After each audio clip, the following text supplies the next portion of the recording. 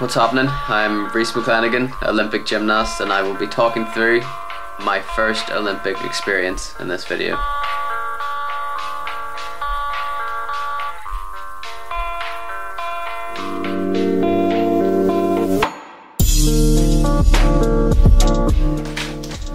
Right, so I'm back home in Newton Arts.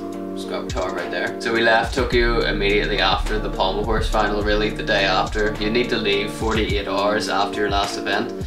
So we just chose a flight that was literally the next morning. So there was a lot of thinking being done on that flight back, just reflecting on the whole experience of the Olympic Games. And I just felt immensely proud of myself. The fact that I'm sitting here now in front of you, an Olympian, an Olympic finalist, the first ever Irish gymnast to be an Olympic finalist. It's such a crazy thought.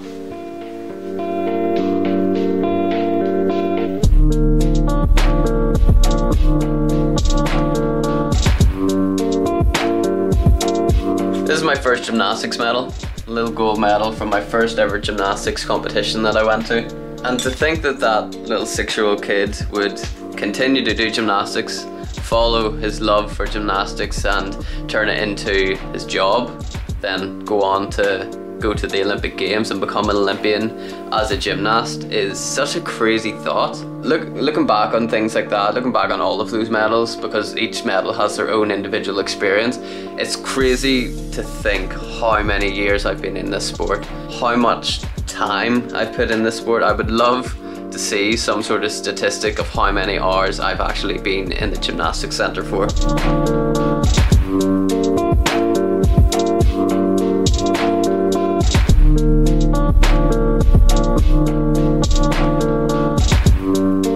So what was the Olympic Games actually like for an athlete competing there? I've been a spectator of the Olympic Games since I can remember. I think 2008 was the first time I properly watched the Olympic Games, and then ever since. The good thing was that I wasn't really surprised by a lot of things, going to the Olympic Village. I've been to the Commonwealth Games, I've been to the European Youth Olympic Games, and those events kind of prepare you for that multi-sport event where you're in a village of so many different athletes, and I can see how people would struggle to adjust to that if they just went to the Olympic Games. So I'm very grateful that I've had that experience of past Games type events. Probably the main difference is just the general hype of the Olympic Games, the fact that every news article you go to, it's mentioned in the Olympics. And then of course you've got your family and friends around you that just know that this is the big one, this is the big event. But even before I left my house, my dad was kind of just saying how this is the big one, this is it. And I just said back to him that it just felt like a normal competition. It felt like I was going there to do my job like I would in any other competition. And that continued even when I was out there or actually competing. I was thinking the same thing. It was a feeling of familiarity, and that was really good. It was really settling knowing that I wasn't any more nervous than I would normally be compared to any other competition. Probably the thing that made these games the weirdest was the fact that COVID was here. Even just simple things like seeing a large amount of people again.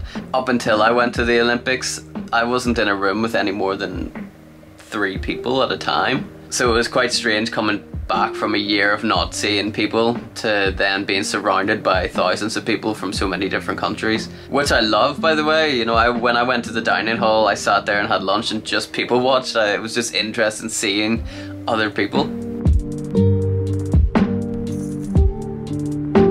So overall, I was really happy with how I dealt with the external factors of the Olympic Games. I made it feel like any other competition, and so did Luke. It was great to have Luke by my side as well, because he always brings a calming feel to my training and competitions, which I love. It just makes it feel like we're back at home. One of the most stressful things about the whole Olympic Games was COVID. I didn't feel one moment of relief the whole time we were out there or before we travelled, because every day we got tested. So every day there was some sort of stress in my mind that obviously I would test positive, or somebody around me would test positive, and I wouldn't even get the opportunity to compete at the Olympic Games. Of course, The media didn't really help with that. Obviously there was every kind of news story surrounding the Olympics saying how COVID is going to cancel the Olympics. You know, there's endless amounts of news stories. They didn't affect me, but they didn't help me either. The main stress of it was the reality that COVID is very contagious, and it may have led to me not competing, or somebody around me not competing even. You know, it was a very stressful situation in terms of COVID. And another stressful factor leading up to these Olympic Games was the fact that my wrist hadn't fully healed yet after European Championships. But yeah, the wrist was super stressful. But at the start of the Olympic build-up, I had to get an injection in my wrist, and it done nothing. In fact, it felt like it made it way worse. I just took a really bad reaction to the injection, and like for a week after I had that injection, I wasn't able to put any pressure on my wrist. And this is at a time that we were maybe under 2 months out of the Olympic Games, so you can just imagine how stressful that is on your brain. You know, when I can't put pressure on my wrist, I'm thinking, will I be able to perform at the Olympic Games? Will I be able to go at all? Just a lot of negative thoughts going through my head at that time, but also balanced out with positive ones, so I was able to keep a level head and still push through. Luckily, just in time for the Olympic build-up, it started to subside a little bit, and I was able to get a good bit of relief from the pain in my wrist.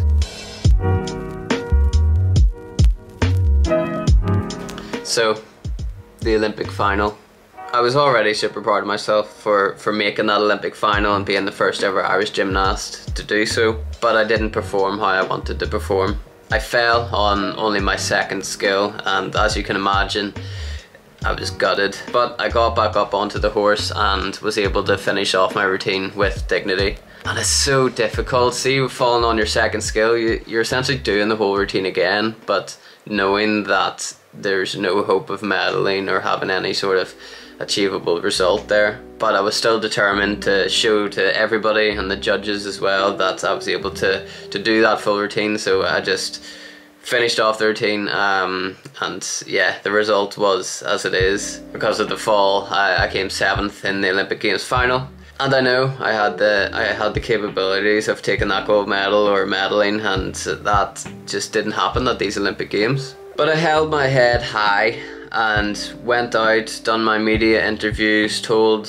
everybody how thankful I am of their support, and I just want to thank you guys as well for your support. Even underneath my last YouTube comment section, there was a lot of support saying how proud everybody was of me just being there at the Olympic Games final, and there's countless amounts of messages of family, friends and supporters messaging me on social media. And it's really overwhelming, the amount of support that I've got, even with the performance that I had. It was such a small error that caused the fall. It was just my finger just got caught under the handle, and that's just enough to throw you off the horse. It's a brutal game, it really is. But I know what I'm capable of. This is not a hit to my confidence or motivation levels. In fact, it fuels me even more. It makes me so much more determined to show you guys and show everybody what I can do. I just think it was such a small, silly error that happened. It's just one of those things. It's what makes sport exciting. It's the beauty of sport, where the unexpected happens. It's what makes people watch the Olympic Games, is for those unexpected things. You know, like Simone Biles, the greatest gymnast of all time, blocking and not able to do gymnastics. She done very well in the beam final. Obviously got her medal there, but it's just the unexpected. It's exciting for the viewers to watch, and I bet it's why you guys watch. It's why I watch gymnastics, because I love the excitement of it all. But yeah, things happen. Sport is a great metaphor for life. You know, random things happen that can knock you down, but it's just about how you get up. I've got written on my wall there, the greatest glory lies not in never falling. but in rising every time we fall. And it's such a perfect demonstration of every aspect of life. You know, if you're struggling in your job or your workouts or whatever, you know, as long as you get back up, come back stronger than ever, then it's a victory. And I can tell you now, I'm hungrier than ever for success. I want that Olympic gold medal so much more now. I didn't think it was possible to want it more than I did before these Olympic Games, but it is, it's possible. I'm more motivated, I'm ready to go.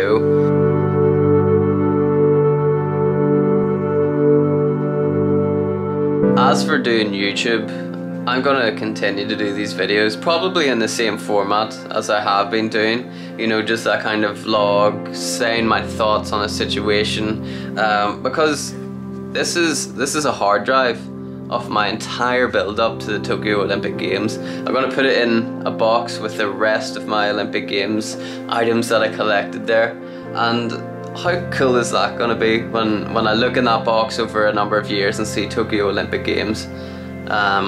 Then I get to sit through, watch all of the footage for the build up to this, you know, the bad days, the good days. It's all in this little box. Crazy world. So I'll continue to do this YouTube game. I love it. It's really fun editing and making films for you guys to watch, and it's good just to share this content with you. I'm glad that I can take other people on the Olympic Games journey with me. You know, World Championships is coming up soon. I'll take you all over the world and you can experience what I'm experiencing, and hopefully it'll motivate you guys to do something you love too, because I'm certainly doing something I love.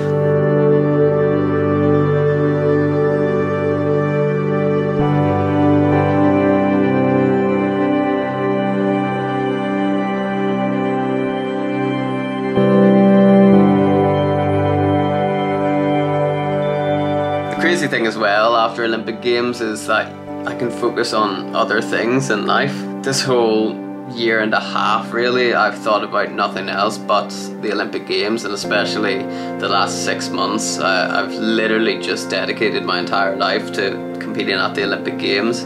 I didn't want to take any chances. I gave 100% into my work that I'd done for the Olympics. So this meant sacrificing a huge amount. You know, I haven't drank a drop of alcohol since New Year's Eve. I haven't been eating rubbish foods. Everything has just been dedicated to gymnastics. And I'm looking forward to like the small things. Like I want to go outside on my skateboard now because I just can. Before the Olympic Games I was like, oh well, what if I fall and hurt my wrist? But now I can just do those things that I really enjoy because I'm such an active person. I was holding back so much and just putting all my efforts into gymnastics, but now is a really nice time to start to come back into normal life, think about other aspects. I'm obviously growing as a human, so thinking about those external factors outside of gymnastics is quite exciting. Even thinking about like moving out of my house, making different plans to progress in life outside of gymnastics. It's a very exciting thing,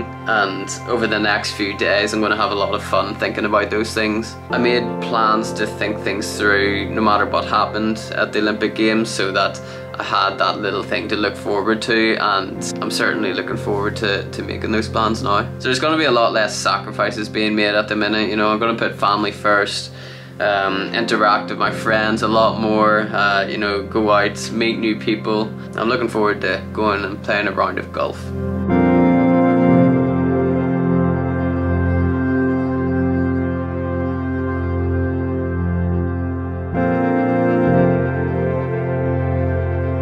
So very exciting stuff. I've achieved a lifelong dream of mine of becoming an Olympian, and better that, an Olympic finalist, and I can't wait for Paris 2024. Thank you so much for anybody who has supported me along the way. I love you all so much. You know, that support means so much to me.